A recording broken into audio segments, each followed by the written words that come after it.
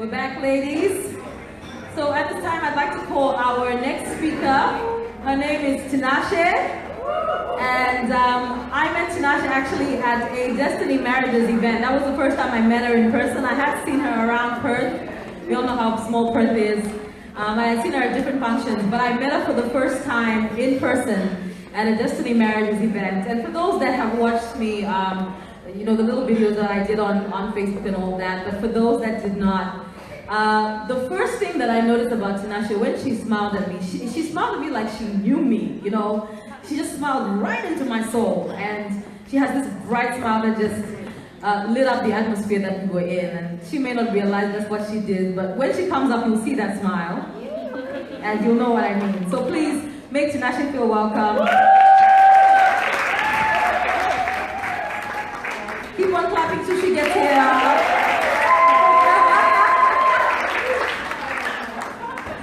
That's amazing. I tell you, Tinashe, thank you so much for coming. Thanks for coming to share your story. I know that you have got a story to share with us today. And I have to be honest, I do remember one thing.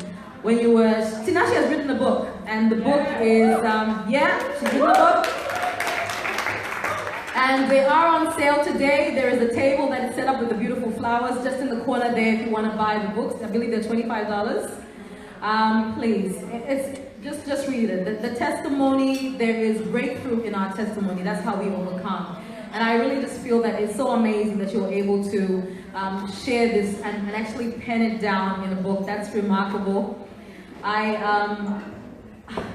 remember when you were promoting the book launch, and I remember there was this one video that she did where, I don't know if you remember it, but you were dancing and just saying, 5 days to go, hey, you know, and she was just celebrating this. And I don't know, there's just something that happens when you just set yourself free and you allow yourself to just be who you are.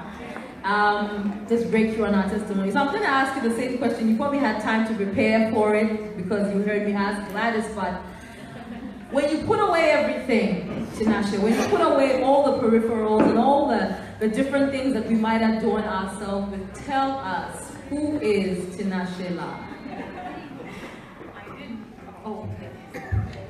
I did write, you know who Tinashe was. I'm coming from work, but I forgot the paper in the printer, and you know, I've been thinking here, the things that I wrote, people, I don't work on Monday, so I wonder what the workplace is going to think on Monday. But obviously God didn't want me to, you know, say things I've written down, but for me to just be, you know, who I am. Yeah. I think when you take away everything, Tinashe is just a girl who is just real. I am the kind of person, when you ask me how I'm feeling, if I'm feeling depressed, I'm not going to tell you I'm okay. People always see me smiling, and when I'm not happy, everyone knows. Everyone knows, because if I'm not happy, if you say hello, I'm not going to put a smile because I'm not happy. So if I'm happy, I'm happy. If someone has done wrong to me and you come and ask me and I feel like you're someone who is interested in knowing how I'm feeling, I will tell you everything. Because God is not going to fall down from heaven and bring angels and tell me, oh, you're so down, I'm here for you. God is going to just bring any person. Yeah. And for me, any person who takes time to say, you don't look well, you don't look happy, are you okay, what's wrong? I feel that that is God, because out of everyone else, there will be only one person who can ask you things, and so I am real. Yeah, awesome. Yes. Awesome. That's Tinashe. we can all learn something from that, and I agree with you, because I've had the same thing. What's going on here? Because they called you sensitive. You know, I have had the same thing said as well, that when I'm not happy about something, and those that know me will say, yeah, when I'm not happy about something, it shows. And sometimes it used to really make me feel like there's a lot of pressure.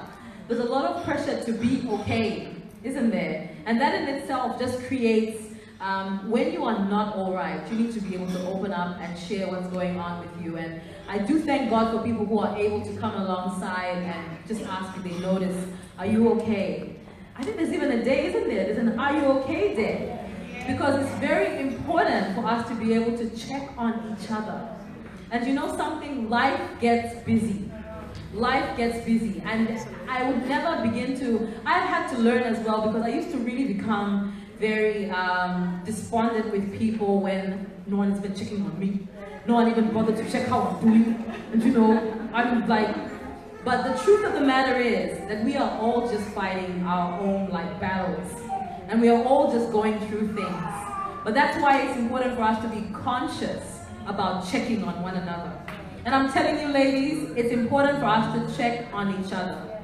If we are too busy, isn't it, going through or judging what we've been through, or comparing ourselves, or silently competing with one another, silently, then we silently competing with one another. I know I hit a nerve there. It happens. It's happened to me. I find myself comparing myself to the next person. I find myself silently competing with somebody and not even realizing that's what I'm doing. You won't have time to check on anybody because you're too consumed with yourself. Is that right? I love that. I love what you shared. So I suppose you have written a book. It's called Greener Pastures Beyond Mount Abuse. I love that title. That's really amazing. And just that you wrote the book is amazing. And I wanted you to share, because I know that the story is about your experience with domestic violence and abuse. And this is a sensitive topic, but one of the things I guess I love about you, we talked, I think it was 2 weeks ago. I met her at, Gladys had an event, the Better Project. And it's not just an event actually, I think it's a continuing thing, it's an initiative, isn't it? And it's an initiative now. It's an initiative. And I met Tinashe there, and I remember I listened to her story because she was speaking there as well. And she shared some things that my ears opened, and I thought, oh my gosh, I can't believe that she was able to share that. And I didn't say it in a way of, geez, what? Why would you? It was more like, you know, more power to you to be able to share your journey and share the mistakes that you made and share why you made them and share what you feel you could have, you know, how you feel you could have maybe not made those mistakes. Because, and something that Tinashe said to me was, God has given her that grace to be able to share her story. So I'm the type of person who will end up sharing someone's story for them, so I'm not going to do that today. Tinashe, please tell us your story. Yes. What did you write about in the book? So I always, I was even telling, who was I telling Nadesh? I was saying, definitely for me to be able to share my story on abuse, so many people have told me, you're so brave, you're so courageous. I'm humbled by those words, but to be honest, I am brave because of God. The bravery, you know, the confidence that I have in God. Not the confidence that I have in my husband, not the confidence that I have in my parents or my brothers or sisters, but the confidence that I have in God. What does God, who created me, say about me? And I think that's where everyone has gone wrong. That's why people are not able to be themselves, because we are trying to be what society wants us to be. We are what our parents want us to be. We want to be what our friends, our husbands, our wives, you know, the social groups, the church, you know, they want this perfect person. But God does not want a perfect person.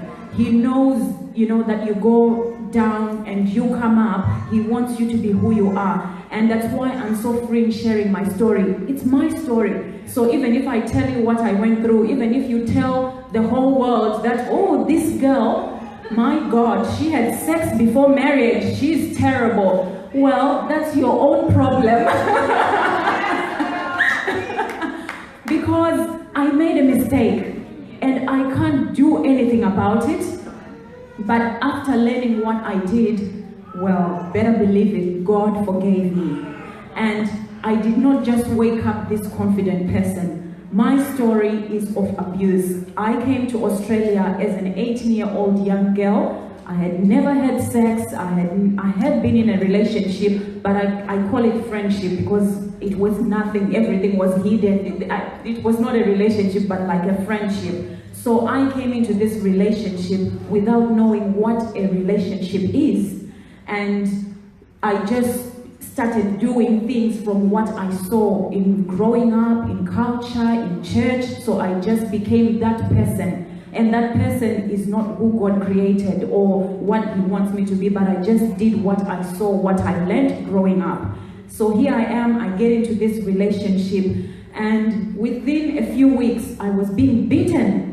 And the reason why the first hitting and beating I received was because he wanted me to sleep over at his house. It was a Saturday, and I had finished, I came to visit him, and I'm like, I'm going. He's like, can't you just stay for a sleepover? I was like, no, I don't want to sleep because I don't want to have sex before marriage.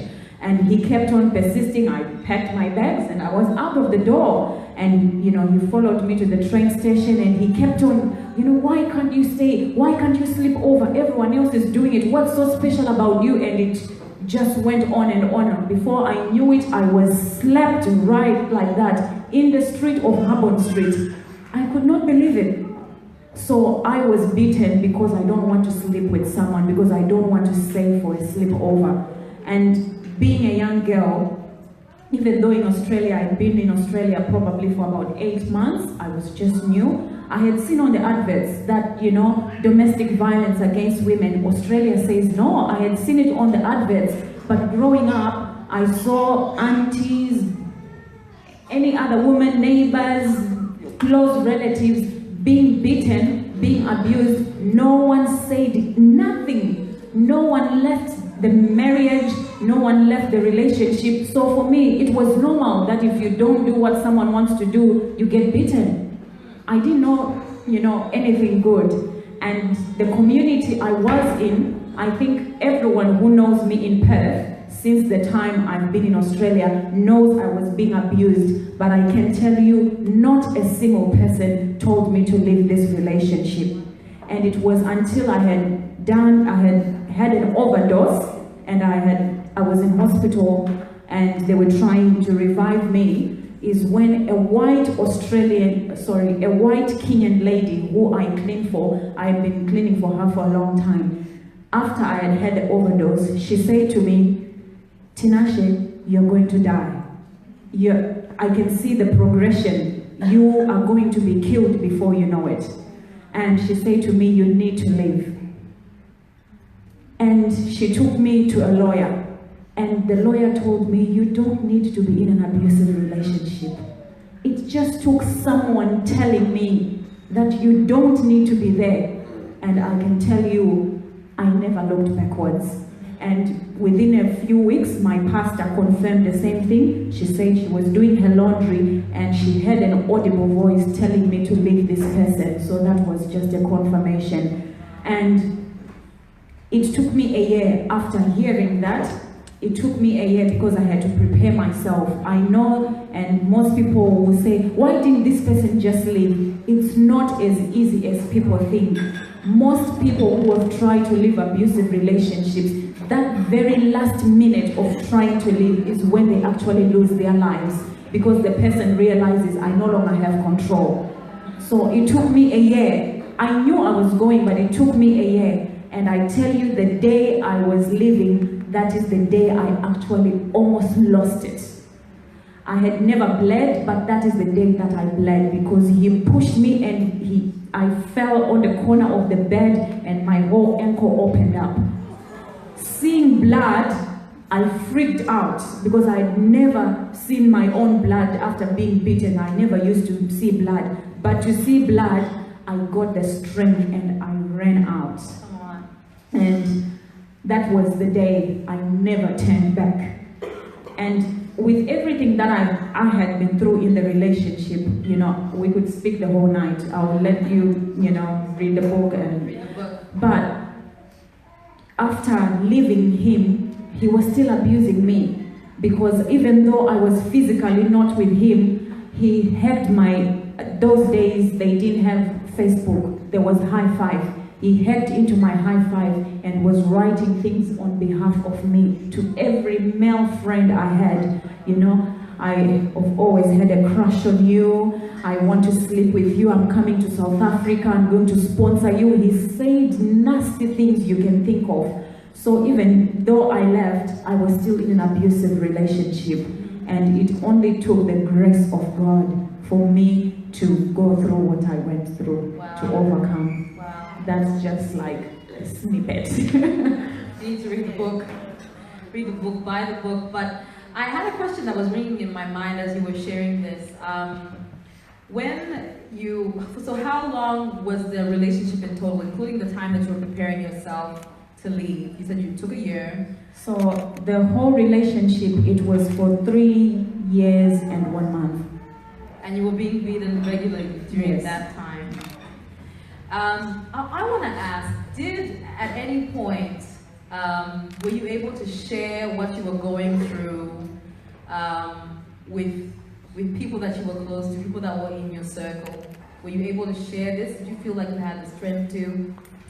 Like I said everything to everyone. That is the kind of person I am. People knew. The whole church knew.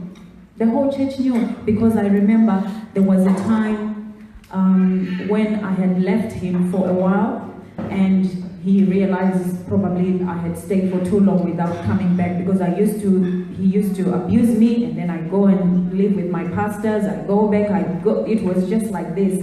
And that time I think I went for a while, and then he realized probably I'm not coming back. He came in church, time for testimony, like the full church like we are today.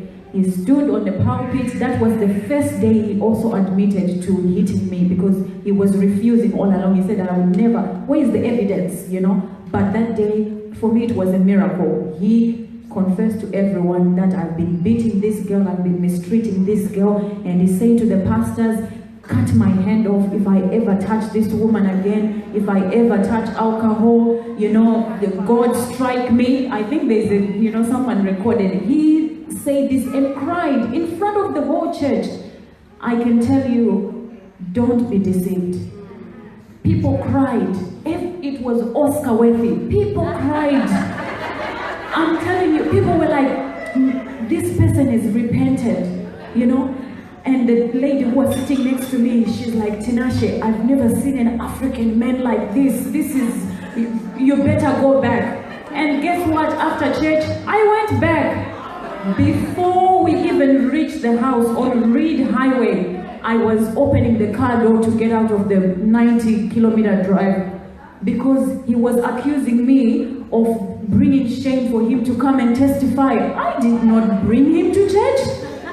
But here I was being accused of bringing shame to that person. So to the whole world, he had shown that he has repented, he's a good man, but I knew that it was not true. Yeah. And that would have been hard, I suppose, sharing it in. We find ourselves in different circles. I mean, it might be church circles, it might be circles of friends, and we share what we're going through. And we have different responses to the things that we share, especially when they're so sensitive. A lot of the time, you just don't want to get involved. And I think that I can understand it. I'm going to be honest with you. I can understand that it will be difficult sometimes to get involved in these situations, because, especially with the way he would have responded after you shared it. But I feel like it's just so key. It's so important for us to be able to share with the circle that we're in, whether it is in the church circle or your circle of friends. And our circle of friends, see why it's so important for us to just get together and begin to check how a person is doing, and really get into the real, because life has become so glossed over that we cover things up so well. You know, we know how to present ourselves in a way where not too many questions are asked, and maybe sometimes we find ourselves even in church where people don't say it like that. Just make sure that you keep it, you know, within this box. But I'm realizing that it's the real, like you're sharing now. There'll be someone in this room, like I said, you know, it's not always that we're able to vocalize it. It's because God has given you that grace to be able to vocalize what you went through. So I thank you for sharing that. I almost feel because you have made it so easy for us to know that it's almost like it's easy for you to share these things with us. And that's why, to be honest, I share it as it is. That's exactly what it is. And the reason why I'm so vocal about sharing it as it is because I realize that so many women, you know, like me, they don't really know what a good relationship is. And so many things that we have learned and for what we have heard is not what a good relationship is. So how am I expecting all the people who are going through what I'm going through to be able to understand that this is not a good relationship? It's by me being as honest as I can possibly be. And I don't think I've left anything. I think the whole book, honestly, if you read it, you know me in and out. The undies, everything is out. But I did it on purpose because I wanted people to know that what we have been taught, some things that we have been taught, and some things that we have heard, that is not what a good relationship is.